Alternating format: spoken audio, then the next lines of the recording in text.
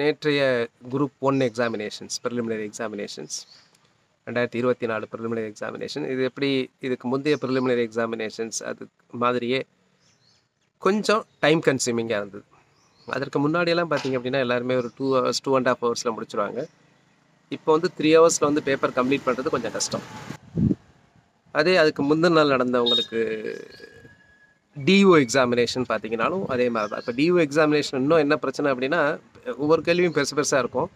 So அது வந்து நீங்கள் பார்த்தீங்க அப்படின்னா அது ஆன்லைன் எக்ஸாமினேஷன்ஸ், அதனால் அவங்க ரொம்ப கஷ்டப்பட்டாங்க. ஏன்னா அந்த கேள்வியும் ஆப்ஷன்ஸும் ஒன்றா இருந்ததுன்னா நம்ம ஈஸியாக ஆன்சர் பண்ணலாம். ஒரு கேள்வி ஒரு பக்கத்தில் வரும், திரும்ப ஸ்க்ரோல் பண்ணி பார்க்குற மாதிரி இருந்தது. இது பென் அண்ட் பேப்பர் மெத்தட், இது குரூப் 1 எக்ஸாமினேஷன்ஸ். அது கொஞ்சம் ஈஸியாக ஆன்சர் பண்ணிடலாம் பெரிய கொஷின்ஸாக இருந்தாலும். ஆனாலும் டைம் கன்சியூமிங்காக இருக்கும்.